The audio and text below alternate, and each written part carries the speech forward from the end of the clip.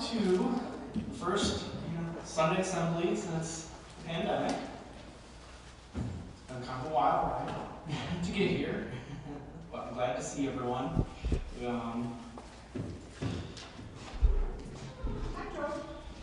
everyone doing?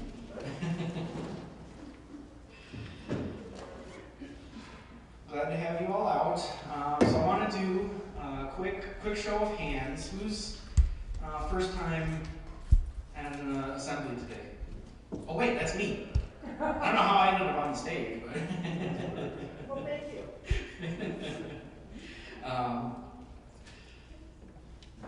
So for those of you that don't know me, my name is Joe Bohinski. I'm the new president of Sunday Assembly Detroit. Austin wanted me to send his regards. He really wanted to be here, but he's out sick. So, last minute, got me instead. Wanted to just let you know, for those of you who are your first time here, Sunday Assembly is a godless congregation who tries to abide by the motto, live better, help often, wonder more. We have a fun program, or at least I hope it's fun for you guys, lined up. We're going to start off with a quarterly address and our gathering statement by myself.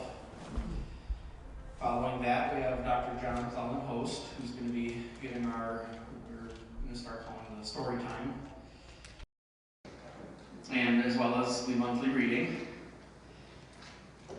And then I want to let everybody know too that, we kind of picked out something, a little more known of a poem. But if anybody's interested, anybody out in the crowd writes their own poetry, we would love to, feature our own members on something like that. So if something you're interested in going forward and you want to do the reading, please let one of the leadership team know. Make that happen.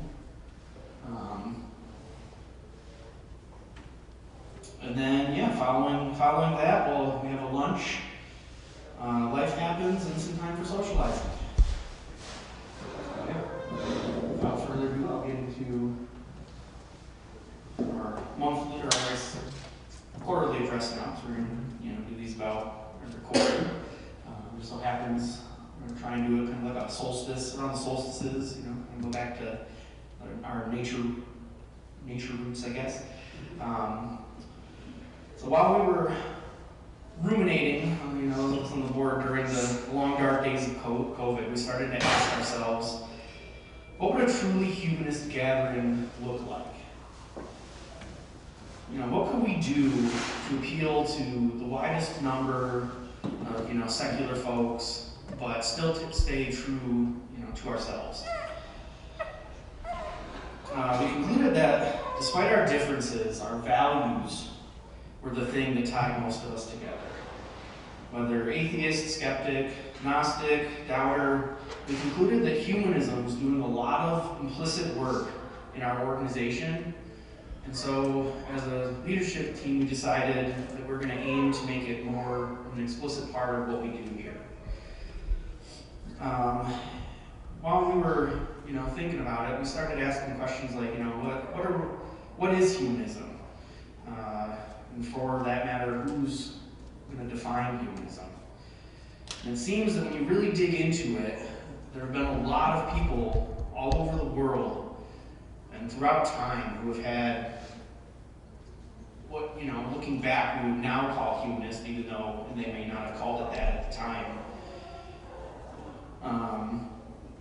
Most people know the story of, Renaissance Italy, right? And, the founding of basically academic humanism. But it's so much more varied than that when you really dig into it.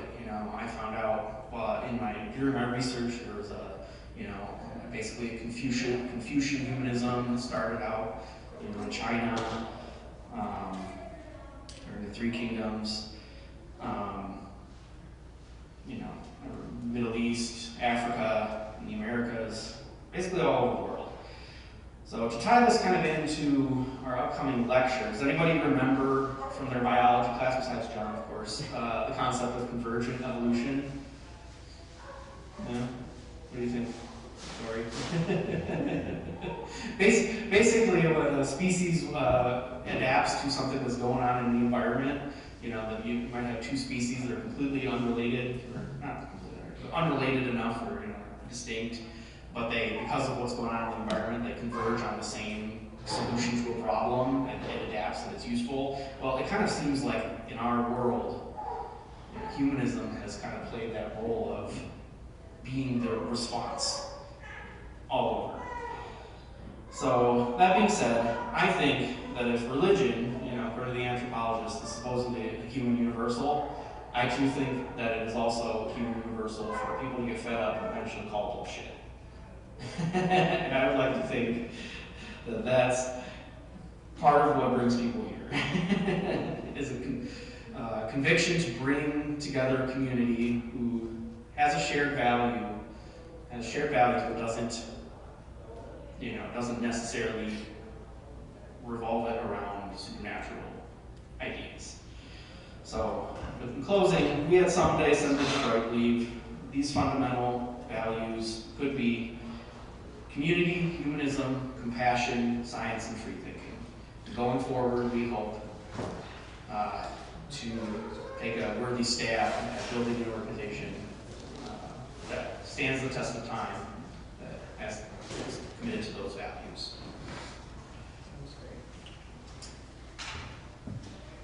Now that enough blathering on,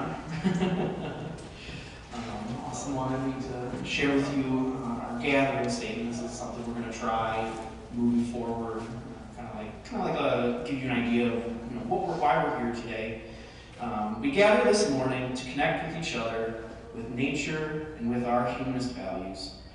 Being here together builds in us our sense of community and friendship with each other. Let us listen to each other's stories with open hearts and open minds, over delicious food, as our ancestors have done for millennia. Most importantly, let us remember that this one beautiful life that we have,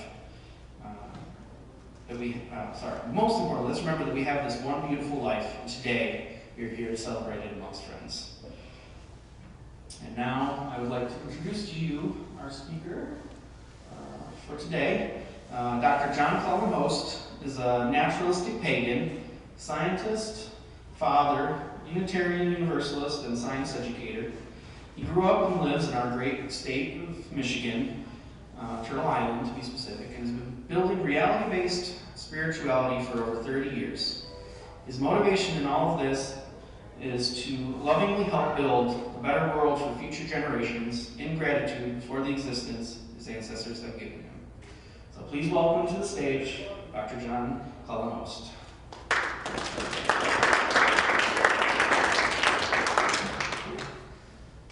Good morning. Good morning. Hey, Joe, the poem. I'll start with that, right? Yes. Yeah. Okay. Yeah, skip that part, sorry. Okay. Great to be here. Good to see everybody. We have a poem before my talk, and I'll read that now. How many people have ever heard of Richard Feynman, Dr. Richard Feynman? Yeah, this is a poem by Richard Feynman. I stand at the seashore, alone, and start to think. There are the rushing waves, mountains of molecules, each stupidly minding its own business, trillions apart, yet forming white surf in unison. Ages upon ages, before any eyes could see, year after year, thunderously pounding the shore as now. For whom? For what? On a dead planet with no life to entertain. Never at rest, tortured by energy prodigiously wasted by the sun, blasting out into space. A might makes the sea roar. Deep in the sea, all the molecules repeat the patterns of one another until some copy each other. They make others like themselves, and a new dance begins. growing in size and complexity, living things, masses of atoms, DNA, protein, dancing a pattern ever more intricate. Out of the cradle onto dry land, here it is, standing. Atoms with consciousness, matter with curiosity, stands at the sea, wonders at wondering. I, a universe of atoms, an atom in the universe. Thank you. So,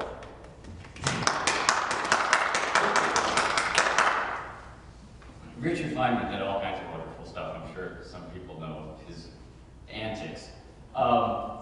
Anyway, this morning, really great to be here with everyone after the pandemic, get a chance to talk and look at this compelling topic. We're going to be looking at the origin of life. We thought it was a fitting topic, being that we're at the beginning of the summer here in springtime, beginning of our time with Sunday Assembly coming back after the pandemic. So, to look at that, it's a really, really incredible mystery that for so many millennia has captivated our ancestors who were unsure how this could possibly have happened. It's obvious that it happened, but how? And came up with all kinds of different stories. If you've ever looked at various stories, there's quite a variety out there. But before I start, I wanted to point out an honesty pledge. Everything that I say is going to be consistent, to the best of my knowledge, with the scientific consensus. And if it's not, I'll say so. So please let me know if you notice anything where I might have made a mistake. You'll see that the origin of life is a huge topic. No one can be an expert on the whole thing. And though I've taught biology at the university level, my main degree is in the physical sciences.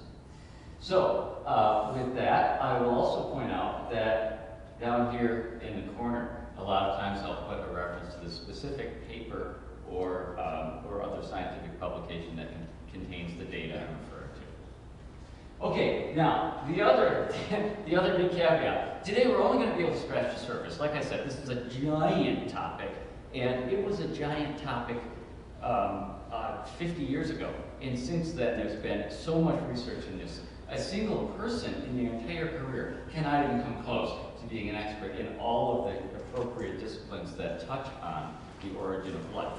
That would include biochemistry, organic chemistry, genetics, physics, biology, proteomics, genomics, and more. If somebody had a PhD in one of these, good familiarity with the other one, and was active in the research in this area, that would be a person who would know a lot more than me on this.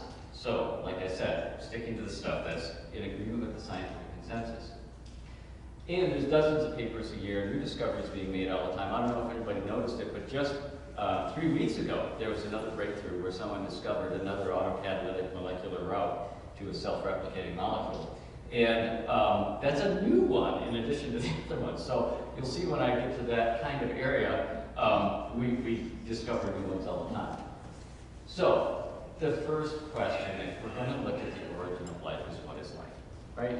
It's obvious, right? We walk outside, we see a tree, we see a bird, we see a rock, we say those are alive, this one's not. It's easy, right? Because, we can see basic, easy features that we're aware of, like it consumes food, it expels waste, it gives off energy, it can move, right? Obvious things. But then we think about it and we realize it's a little bit trickier than that. Like, for instance, moths, is it alive? Well, it can't move. Okay, so maybe we don't need all these criteria, right? What about bees? Almost all the bees in the hive are worker bees and can't reproduce. The only ones who can reproduce are the drones of the queen. So, okay, maybe we don't need all of these, but what if something does match these? If something does match these, then it's alive, right? The candle flame matches all of those, certainly consumes food, certainly can reproduce if anyone's ever been in a group of people and, passed to lit a candle around. But we know that's not alive. So, So you think, okay, well, if scientists are studying the origin of life, you know, they have to come up with some kind of definition for this. And they did. In fact, one of the best ones is from the NASA scientists studying, looking for life on other planets. Because if you're going to look for life on other planets, you better have a definition of what you're looking for, right? And the one that they came up with is pretty good. Life is a self-sustaining chemical system capable of Darwinian evolution. You'll see that that's really key, because a candle can't do that. Bees and moss can. Okay, life today. Oh my gosh, right? We got everything in here. We have all these different interacting parts, all these ones that are so necessary, and all these ones that would be really, really unlikely to come together just randomly in the ocean somewhere, right? And we know quite well from these, anyone who's familiar with biology, if we're looking at things like the mitochondria or the rough endoplasmic reticulum or whatever, if suddenly we didn't have any more mitochondria and all disappeared in this room, we'd all be dead in a hurry, right? A lot of these are needed. So how could this have come about? Well, the good news is that through the process of evolution, you need a simple start. After a simple start, you can get to stuff like this. And so that means that we don't necessarily have to come up with how we got this. We have to come up with how we got the simplest life on Earth, right? If we know something is functioning as life now, then we know that it'll work, as a start for life. So how about this? Real simple bacteria, prokaryotic life. What are the basic things that they have? They don't have any mitochondria. Look at that, right? They don't have any Golgi apparatus, and all the other things, a lot of the other things in a cell. So what do they have? Well, they've got DNA. They've got a cell membrane. Cytoplasm is a fancy word for water with a bunch of organic molecules in it, and they have ribosomes. So we look at that and say, okay, ribosomes make proteins using the instructions in the DNA. So we look at that and we say, okay, what's the bare minimum we can get away with, right? This is kind of like when you're trying to do a school assignment in college. You're like, what's the bare minimum I can get away with? We need organic molecules in water. Might be possible to do life on water. We don't know any life anywhere that isn't based on water. So when we're talking about life on Earth, we got lots of water. So we can assume it's going to work in water, and that makes everything a lot easier. We'll see. We have to have a molecule that can make copies. You saw before I was talking about Darwinian evolution. You can't do that if you can't reproduce. We have to concentrate the mix. We can have all kinds of organic molecules, but if they're spread out all over in the ocean, then they're not going to be able to interact with each other and be able to live. And we have to, of course, enclose the mix somehow. So let's look at those things.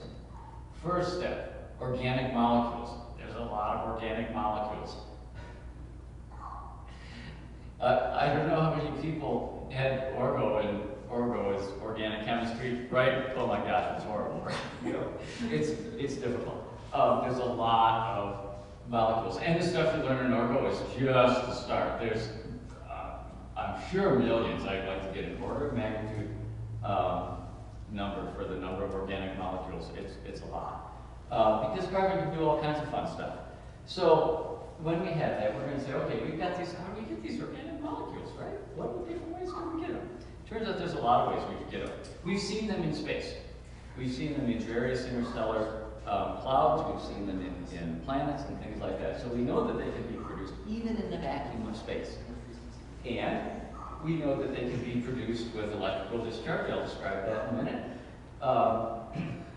We know they can be produced in high pressure, high temperature situations, deep in the earth, at deep sea vents and things like that. They can be done catalytically inside rocks. A lot of rocks have catalytic surfaces, and there might even be other ways, but those are just a few. So let's take a look at those in turn. We take a look at those in turn. Space is a big source of organic molecules that science knows about. And so people say, okay, well, maybe we made a lot of organic molecules in space and they came down here to Earth with, in asteroids and meteors. We also know from the chemistry what the early Earth was like. We can see the chemistry that was there by looking at rocks that were deposited at that time. We're talking about 4 billion years ago or so. And if we look at that and say, okay, what was it like back then? Well, we had a good feel for the chemistry. What gases were there? We know there was water. We also had electrical discharges, volcanic activity, things like that. So back in 1952, which for someone older like me, it's not that long ago. Back in 1952, someone thought, all right, why don't we just simulate this? Why don't we put some sparks together and we'll put in the gases that we know were around in the early Earth and boil some water and kind of circulate it around, right? And so, and the amazing thing, the thing that is shocking about this, if you think about it, you did this in 1952. This kind of glassware, being able to boil water and do a spark, right? This is hundreds of years old. So the technology used here is hundreds of years old. Someone could have done this a lot longer, a lot sooner than he did. But Miller and Urey, two scientists, put this together, and within days, this thing is covered with this brownish goo all over the inside of the apparatus, and they tested it, and it contains a whole bunch of organic molecules, and not just organic molecules, but including amino acids. A whole bunch of different amino acids, which are some of the things that make us up today sitting in this room. Oh my gosh, right? Wow. So they tried it with a different variation of the conditions, maybe a little different temperature, pressure, things like that, and all of a sudden, nothing. And then another little tweak, and a whole bunch of organic stuff, including different amino acids. It turns out that the conditions make a big difference. You get all kinds of different stuff.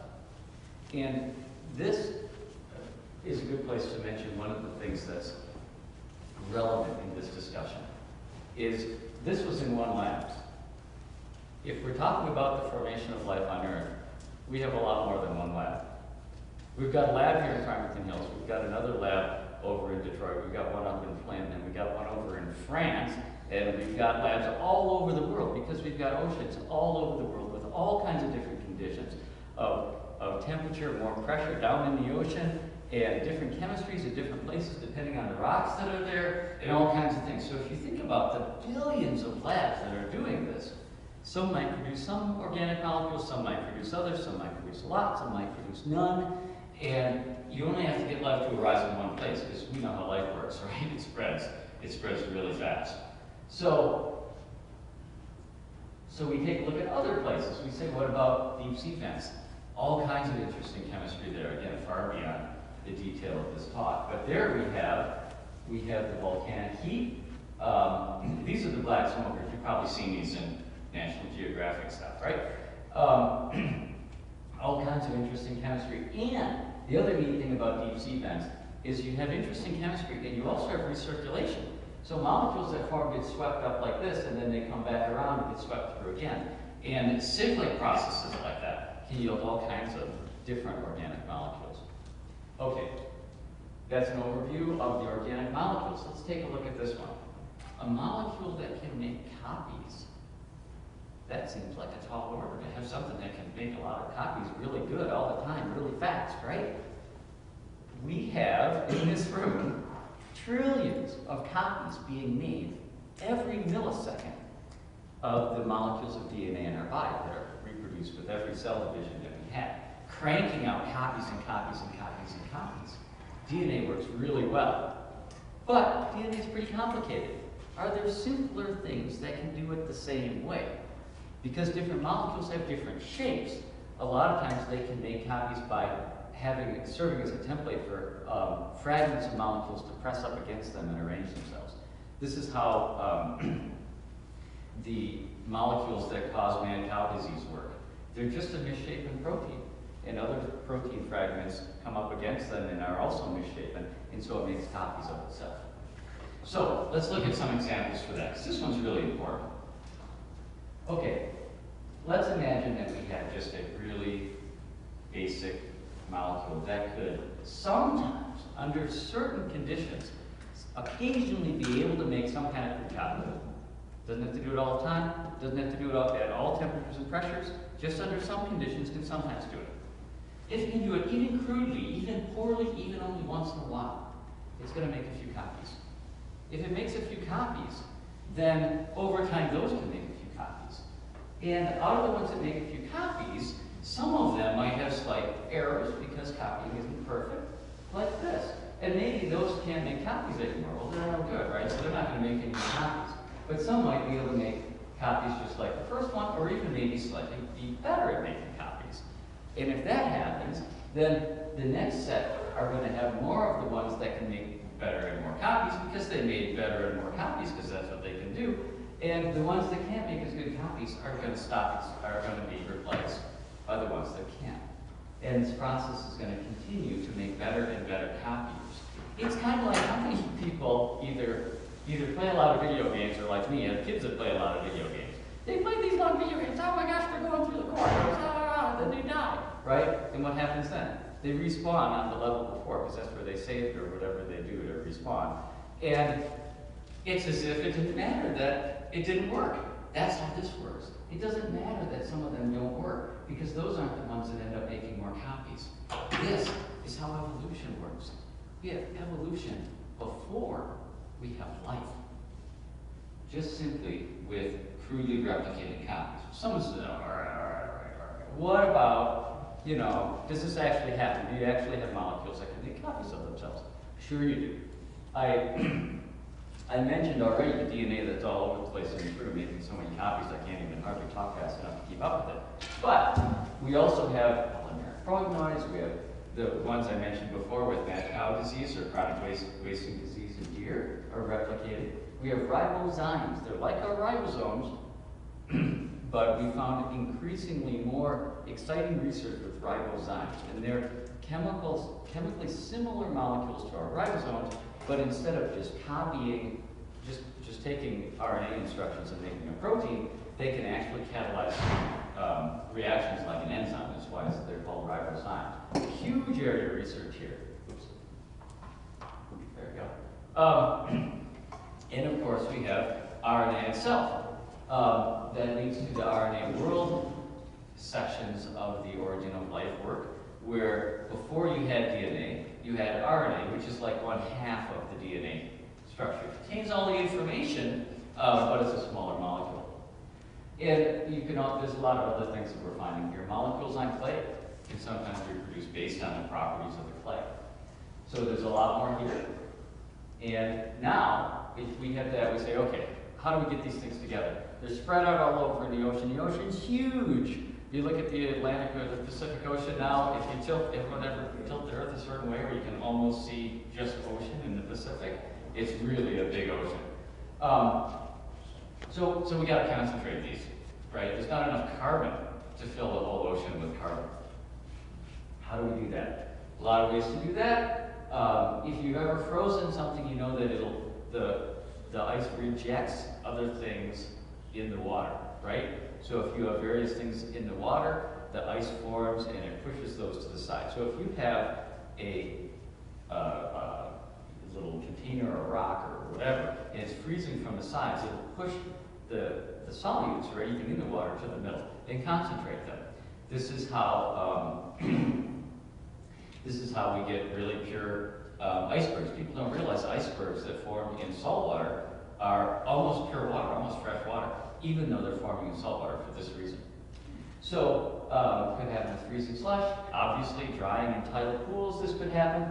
You have to do it under some kind of a rock ledge, because otherwise the ozone doesn't block the UV light back then, so anything that's exposed to sunlight will get killed, that's fine, put it under a rock ledge. It can happen deep in the earth, because pores within rocks, just like geoformation, will often concentrate molecules to the middle, depending on the chemical process that's going on. And you can just build up over time, because if you're producing so many organic molecules, as we saw here, once they start going with making copies of themselves, you can end up with quite a pile. If you get a pile on a seashore, it can do the same thing, and there could be others. So, how do we enclose this? Are there possibilities for enclosing this? Well, there's a few. One of them, rock pores, as I mentioned before, already enclose it.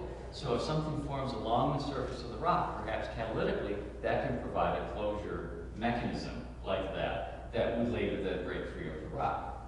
There's also a lot of chemical routes. I won't get into all of them, but the easiest and most common one is to have a molecule and a specific specific, I'll talk about a specific one, but a two-ended molecule, a molecule that has a head that likes water, that gets wetted by water, and a tail that, like oil, repels water.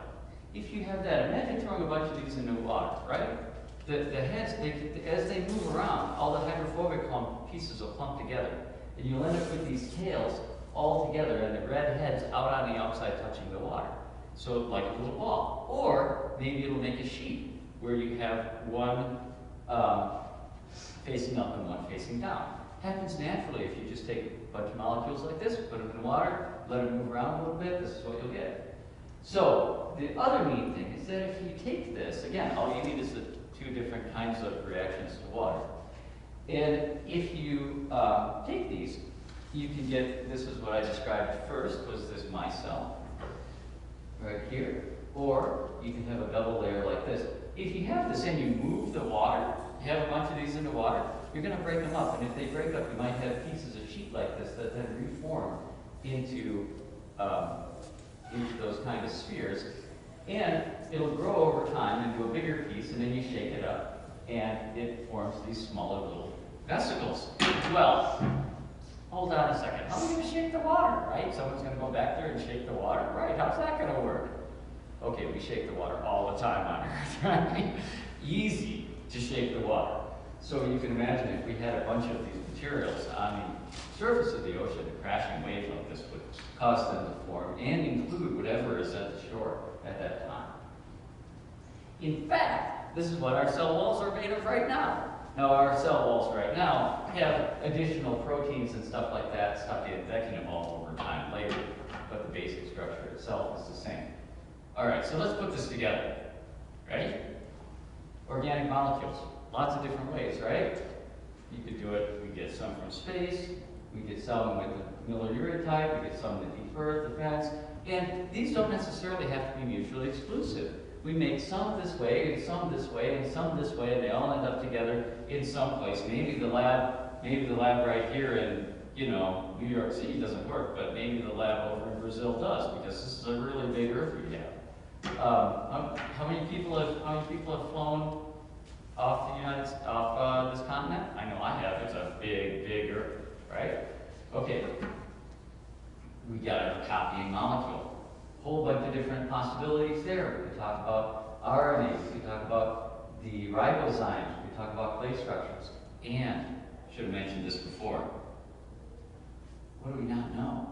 Right? We've only been looking at this really seriously for like a little over 100 years. There's got to be all kinds of stuff we don't know yet. That's one of the things that I've found as a scientist, that there's always all kinds of stuff that we haven't thought of.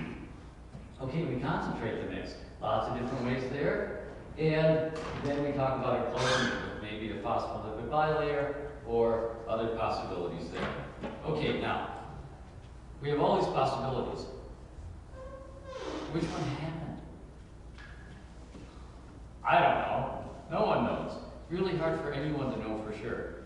We could have had it happen. Maybe we got a bunch of organic molecules with electrical discharges, made ribozymes, which were concentrated on the seashore in tidal pools and formed through sea spray. It gave us life. Maybe that wasn't it at all. Maybe it was mostly at volcanic vents where a lot of this happened, and it was the RNA world that took over from there. Or some other route. We don't know. It might not be possible to know at all. But if one or more of these happen, the first one that happened and got going would produce life forms which would multiply from there on. And they'd probably start mopping up and eating the organic molecules that were there before other routes could get started. So the biggest question might not be, how could this have happened? The biggest question might be, which of these different ways happened to be first and took over from there? Hard to say. Should say something about all the different routes though. Let's imagine that, that there aren't a lot of other ones that we didn't think of, right? There could be, but even if there isn't, then I just laid out about 5 different ways to get organic molecules. 8, 4, 3. We multiply those together. That's 500 routes right there. So there's a good chance it's not even something that's been tested, but there's a lot of possible routes. And after that, when it takes off, it'll really start taking off, mopping up the organic molecules, changing the conditions on Earth completely away from what led to the conditions in the first place, and preventing other routes from happening. Okay, this made me think, how do I describe all these different routes to somebody who's not familiar with all this? I think, okay, hold on, I think I can do this. Somebody might have seen me yesterday in Troy. If they did, and you're sitting here now, you see that I'm not in Troy, I'm here I'm here at Sunday Assembly in the morning. The Congregation for Humanist and Judaism. Well, how did I get here, right? Did I come down Brooks Road and then across on 12 Mile?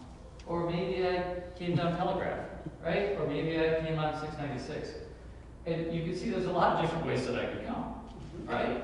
Now, if somebody else said, oh, look, John was in Troy. No, he's at the Congregation for Humanistic Judaism. He teleported here by magic. No, what? I couldn't come any of these routes. Oh, but you don't know which way it was, so you can't refute me saying that he teleported here by magic. Yeah, right? Yeah. No. And magic is even more likely when we realize that there's construction down here on Woodward. He couldn't have come this way right here. Oh, come on, right? No, come on. There's actually, the good thing is that when it comes to logical fallacies like that, there's names for them, right? And this one is the argument from ignorance. Because you don't know exactly how something happened, it has to be some other thing. It's not the case at all. Yeah, We don't know which route it was, but there's a lot of different routes that it could have been. And after that, of course, a lot of mystery down here. But again, only mystery over which route was taken. So with that, anybody can take a look at the scientific realities that we have, and they can say, okay, we've learned these, I learned them, I get a degree, I get a job, whatever, and the scientific facts allow me to do my job, but they're important facts that, are just useful. That's good, somebody can do that. Someone else could look at these scientific facts and say, hey, I think they can be meaningful. I think they can mean something to me in an emotional way. That also is perfectly acceptable. And that comes down to what people want to do. For me, I find that second approach to be much more fulfilling. Personal choice for everyone. And so, in that spirit, I would like to invite you to join me for a brief guided meditation, if you choose. So if you choose, sit comfortably, relax. Maybe see if there's any joints that need to be pulled a little bit. Take a second. Let the cares and concerns of this past week drift away. You can feel the relaxation starting from the top of your head, moving down. Joints loosen, it's a little bit more relaxed. You may let your eyes drift closed if you like. Now imagine. Imagine that you walk out towards the seashore. You can see the pounding surf. You can hear the pounding surf. Smell the salt. Hear far away the seagulls screeching. Sit down in the sand. Just relax. As you sit there, feel the sun on your face. You hear the waves. After a minute, in the darkness with your eyes closed, you realize that in your mind you can see into the waves. You can see them teeming with life, microbes swimming back and forth. You begin to feel the pull out deep time of what this was like far, far into the past. Different microbes over time. Earlier, simpler ones. Farther back. All the way back until it's just a soup of organic chemicals. Various layers of phospholipids tossed around by the waves, multiplying, molecules copying each other. You see a few start to form small bubbles, multiplying now as life, filling the ocean, changing the atmosphere, clumping together to form small swimming creatures and eventually fish. Some clamber to land. Some change into, some of the clumps of cells become plants, seaweed thrown onto land by the tides, mosses, and then trees sweeping across the continents. Animals too, dragonflies, gazelles. You realize it's all one family, our family. Up to humans too, all of us, one giant web of life on earth. Now you see this tree or that fern, and greet them as a sister or brother. The various animals that fill the forest as well. With that realization, you start to come back. Back to this year. Back to this springtime. Back to 12 Mile Road. And you start to open your eyes if you like. But you do so now with the realization of the web that we live in. The wonder at this incredible existence. And perhaps the ability in the next week or two, when you see other forms of life, to feel that long connection going back and joining us all, if you choose. Thank you.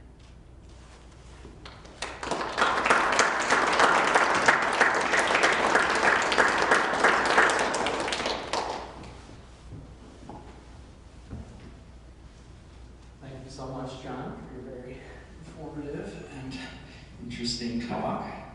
I always love when John does the guided meditations. I think this is probably the third time I've got to enjoy it with you. So I really appreciate when you do those. Because yes, I find it makes doing stuff like this afterwards when you're real anxious. It helps have John make me relax a little bit.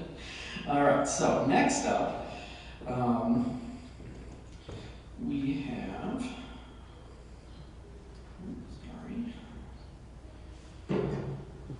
Did anybody have any questions for John before we get going into For sure. the next part of the program? Anybody? No? Okay. So I guess the next part, if anybody is interested, we have a whole bunch of food back at the back of the room. Feel free to start helping yourselves. We've got some of the snackier stuff out now, muffins and stuff. I'm going to go take a couple volunteers back into the kitchen and get like the sandwiches and stuff here momentarily. Just wanted to, give you the quick pitch though. I mean, obviously putting on the Sunday assembly, we have costs for doing this. So if you're feeling, generous and want to support what we do here, you can talk to Anthony at the back. He's our treasurer. For those of you that don't know, he can help you out. We've also got our little can. Anthony over here, everybody. Got our little can back in the room if you got cash and all that kind of stuff. Let's see what else.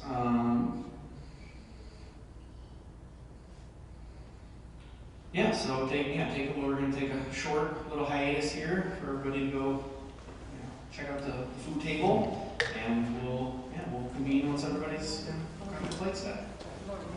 I want to take a moment to recognize a couple of the volunteers who have made today possible.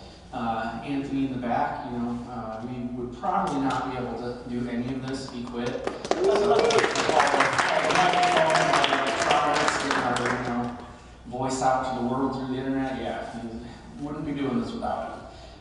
Laura, she's been doing, if you've heard about this event, it's probably because of the work she does behind the scenes, as well as, she's helping. I was giving her all sorts of random tasks today that I was like, oh crap, I forgot to do this. Laura, come help me out a little bit. Of course, we'd also like to thank Jon again, for the great speech that he gave. Also, secretary for our board, so always at all of our board meetings, giving his insight of helping us develop this community. He's been a big part of that. Obviously, let's see, is Victoria around? I think she.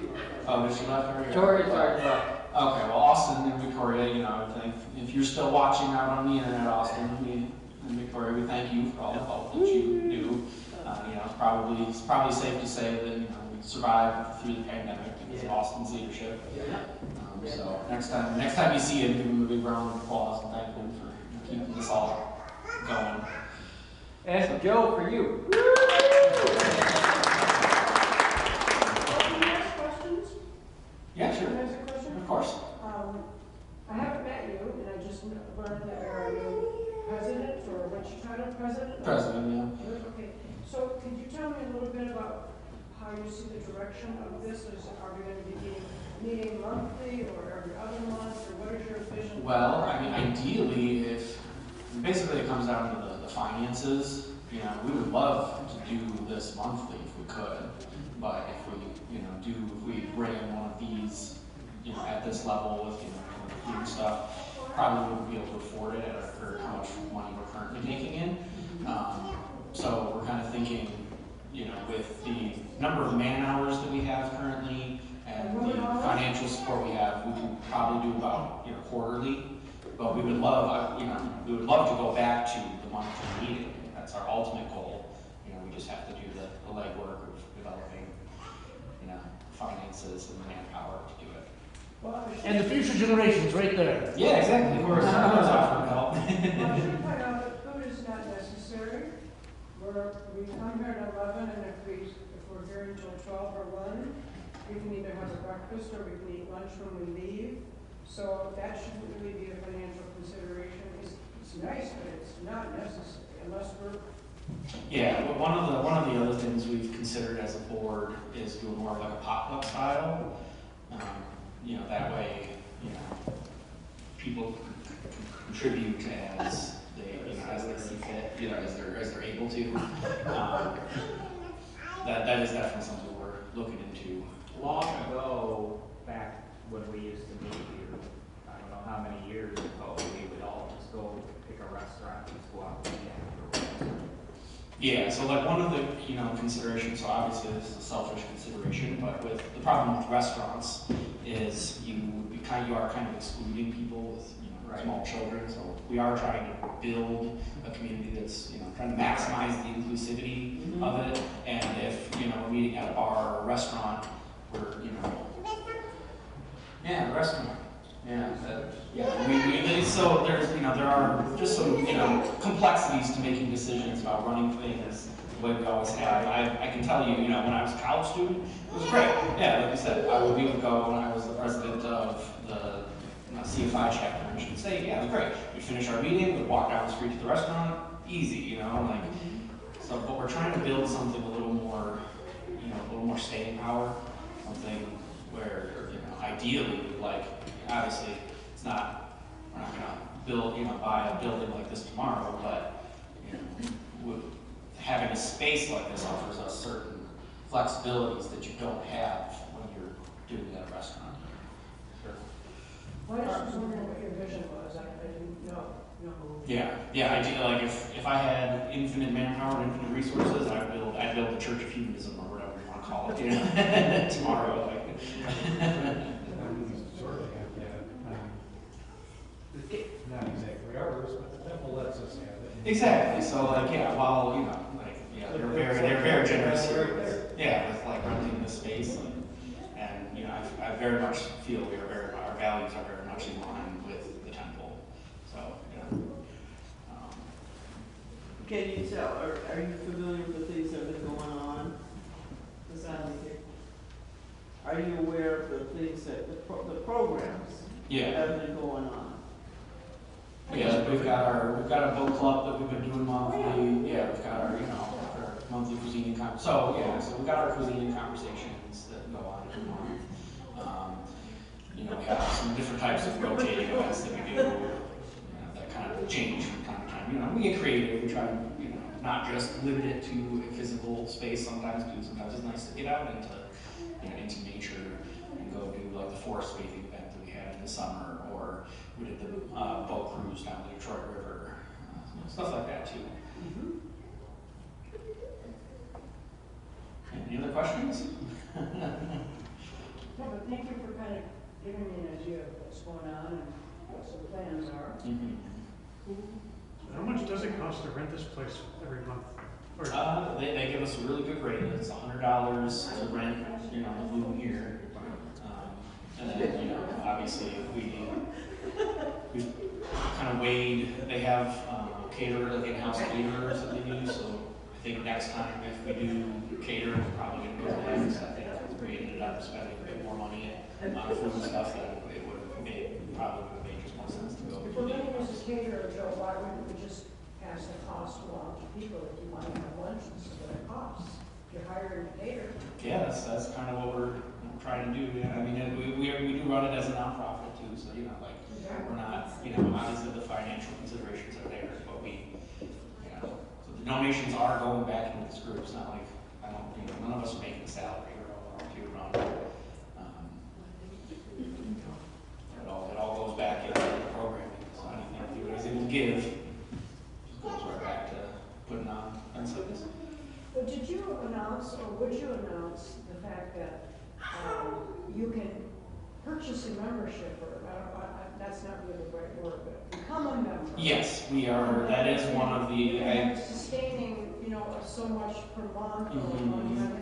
Yeah, Anthony, do you wanna speak to this point? I know you're. Yeah. Our treasurer is back here. He would be. I know. I can tell you that we are working on it from like the back end perspective of getting a sustaining membership thing going. We have all of the pieces in place. We just have to implement it and. That's perfect. I saw it signed up. Boom, I signed up straight away. So I want to support it. Yeah, you want to speak to this, Anthony? Yeah.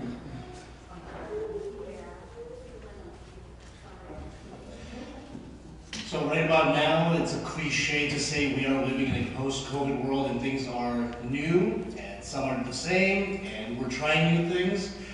I personally, I was just saying earlier, I joined the assembly just a few months before COVID started, and I heard all these great stories about the years and years that passed when this room would be filled up and there'd be lots of events. And, well, that's what we're trying to get back to.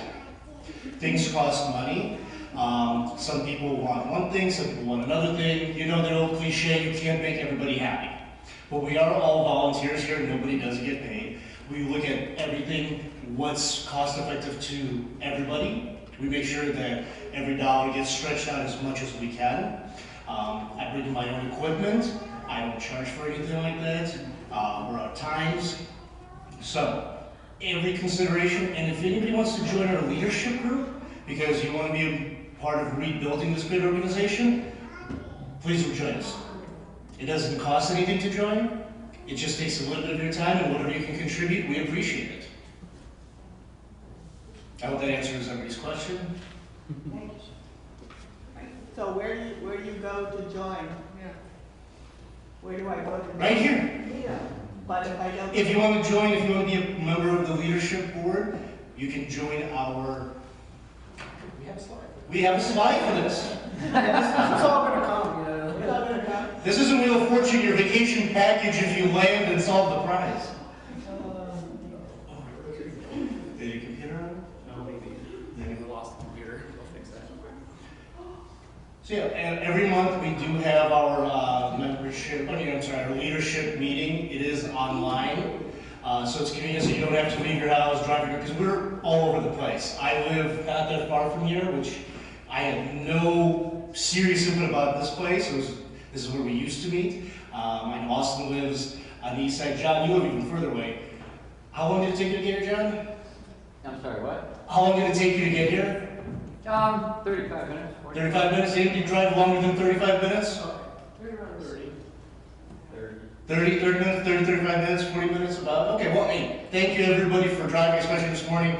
If you saw the flurries, you know, we're Michiganders, we are used to that, so it's not that bad, but I looked outside and saw the flurries, and I'm like, oh, I hope that doesn't scare people away. Right.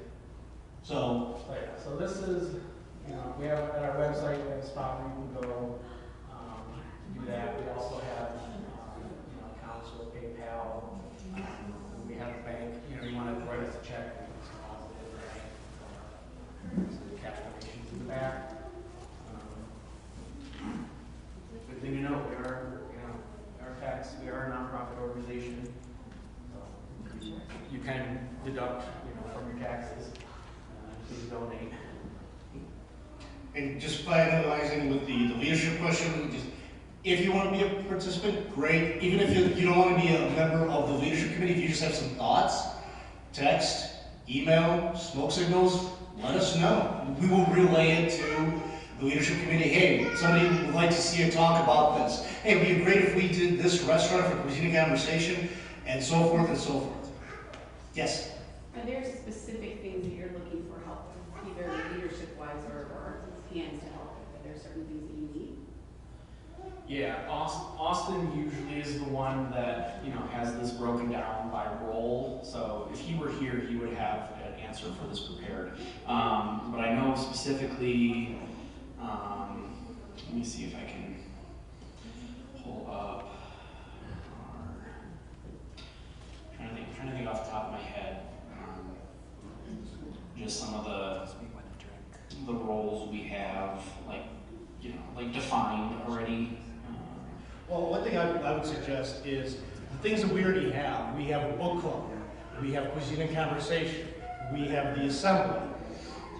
If anybody has an idea of putting together an event, that could be a great leadership thing. It's like, hey, we did a couple times the road cleanup, reforming Pontiac, cleaning up Belle Isle, things like that. If you know of just, because we are humanists and we want to make this world a better place, if you have an idea of, hey, this is a great idea to make the world a better place, I'd love to be a part of this, I'd like to lead this, or you don't even have to necessarily be the sole leader, you know, we all come together and help each other out.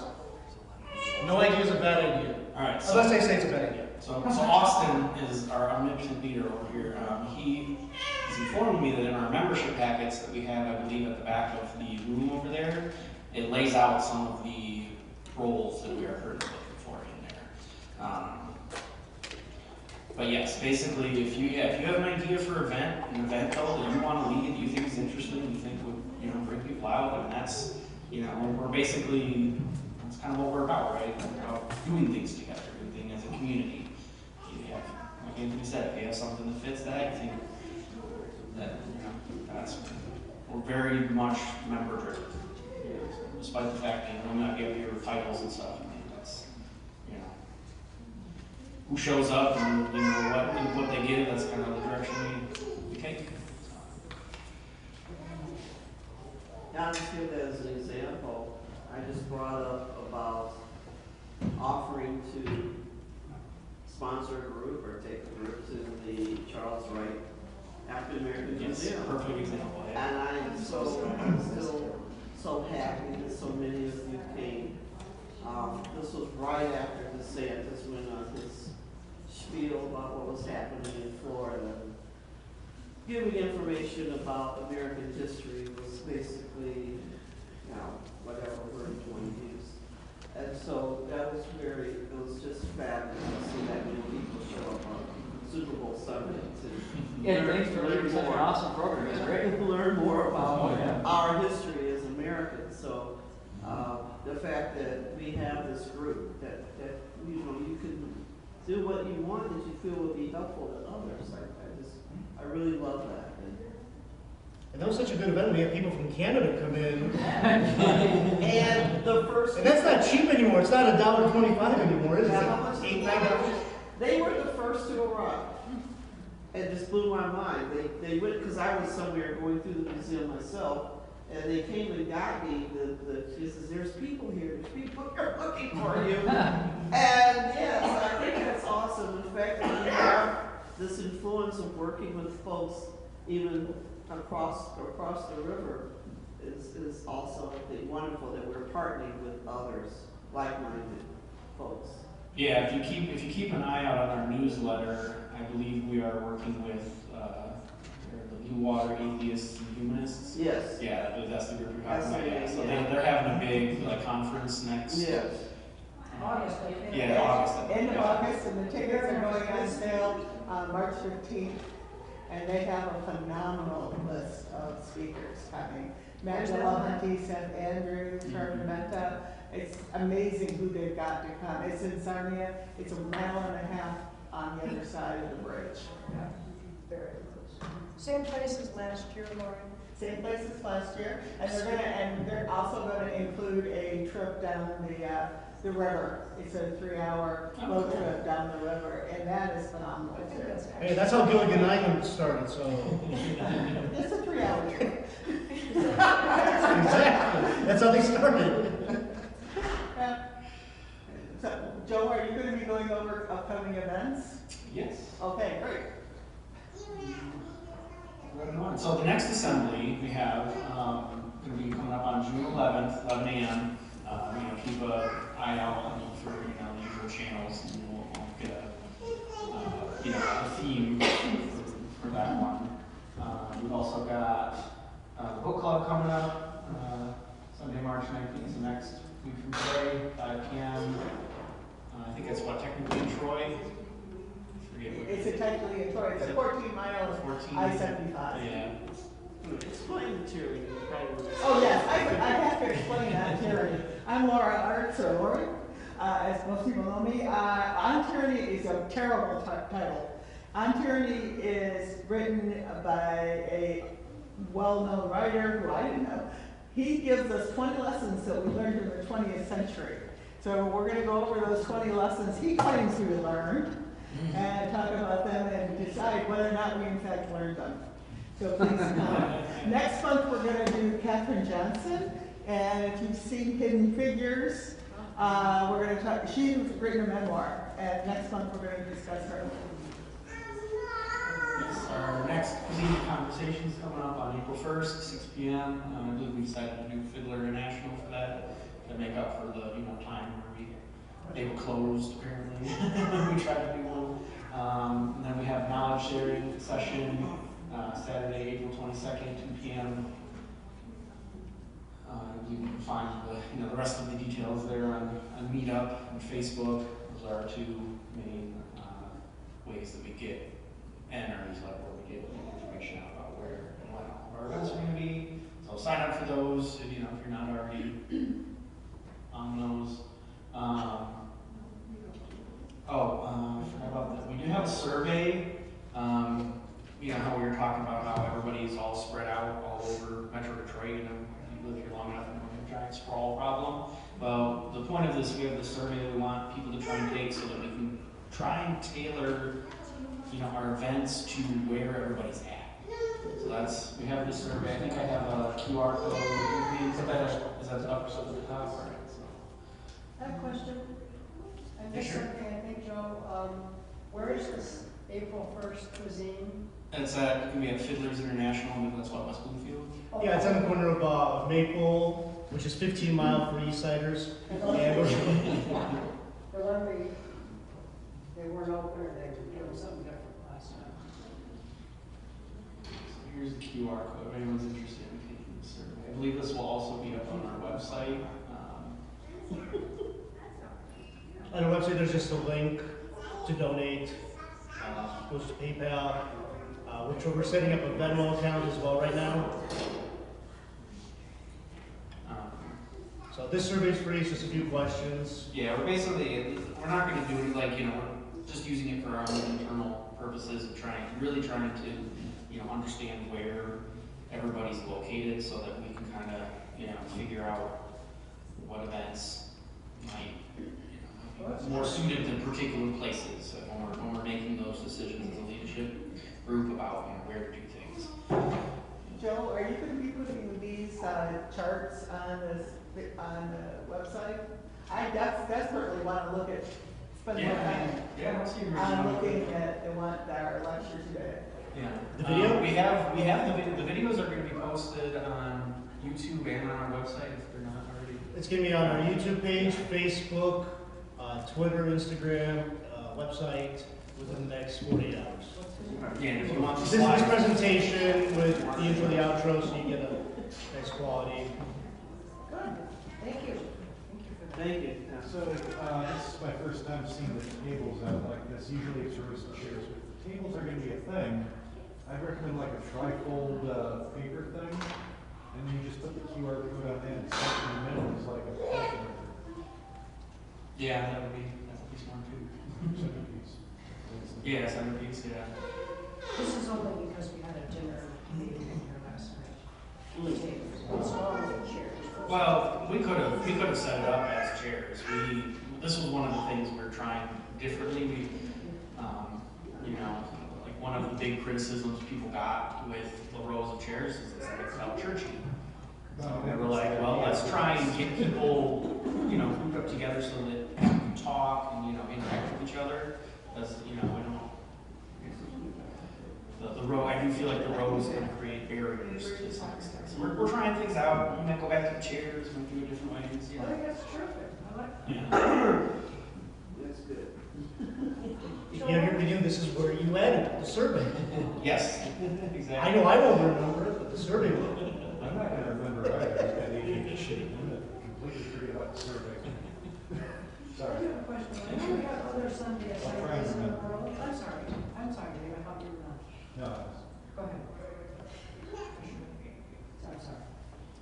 I know we have other Sunday assemblies in America. Do we have any other nearby to maybe partner with, get ideas, traffic to their Sunday assembly? The closest one that I'm familiar with is in Grand Rapids. They seem to just be social media presence at this point. I don't actually know if they have an active like I don't think they're assembly. meeting anymore. Yeah, I see them post online every once in a while, but I don't actually see them. I tried to reach out to them last time I was out there to see if they're meeting in person.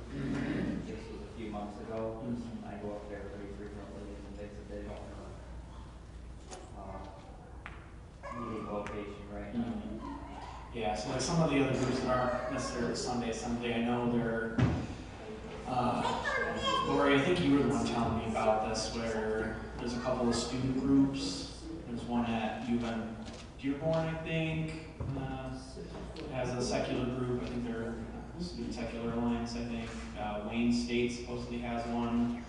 I ran into a little bit of a firewall. Whatever they're doing seems to be, you know, because I'm not a student at those things, it was very hard for me to find information about like who's running their groups and stuff. So if anybody has any of that information, I'd love to know it. Because yeah, we'd love to partner with, you know, people, other groups in the area that share our values and our, Are you familiar with Jim Hung's group in Lansing? Yeah, I have actually worked with Jim a lot when I was at CFI there. Yeah, I wasn't sure if they consider. I know he specifically drives like all over everywhere for the tent and stuff. So, but I didn't know as a group if this was too far for them. I guess you can't hurt to ask, right? All right. Did I have anything else? Technically, yeah, we did have one more thing that before we got derailed a little bit. This is our part of our.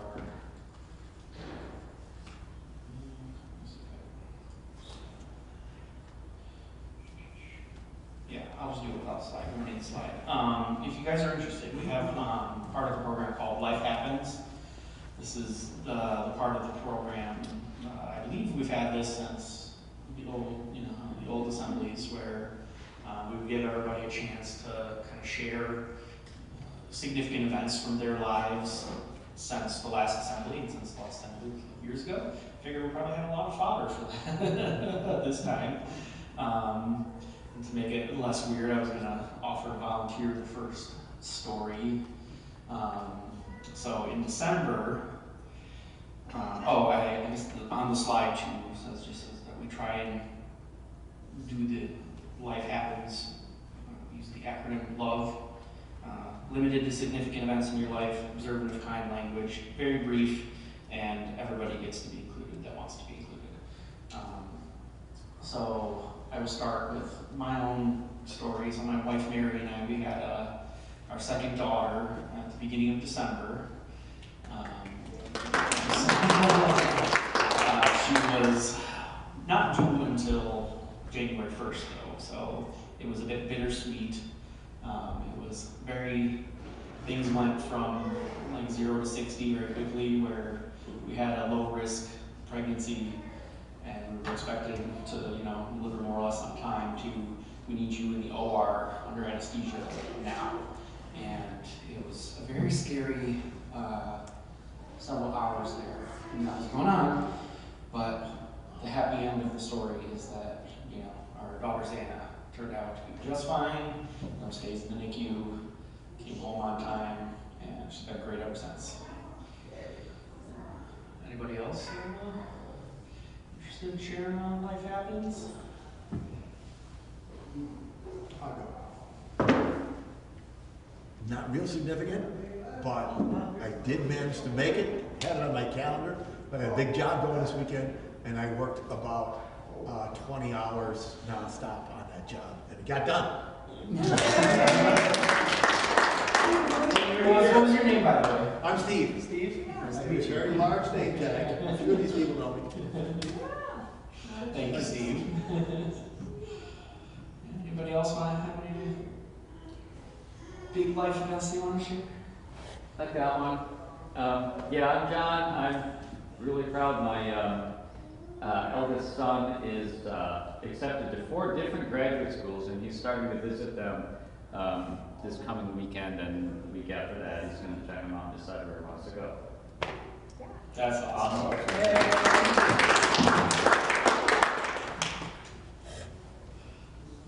Yeah, I guess if anybody else wants to share, just shout out. Yeah, I guess this is pretty much the end of our formal program. Please, we have a ton of food. I'm way over prepared. It's got an Italian grandma in me. Better to have more food than not enough. So please feel free to, if you want to eat now, feel free to take some with you. So yes, thank you, everyone. I just wanted to thank you again, Joe. You're a new dad, super new, and you're taking this on. I just want to thank you so much. It means a lot to go to see sweet faces and come together on Sunday. Thank you. It means a lot to me. That's heartfelt. All right. Well, thank you everybody for being here. Feel free to socialize, hang out for a little bit. If anybody wants to help out back in the kitchen, we'll go back in the kitchen looking at the mess we made earlier. What do you need here in terms of putting food away? Yeah, we just gotta clean up the paper, anything that's left out on the tables. Get the cranky toddlers out of here. Oh, someone needs a nap.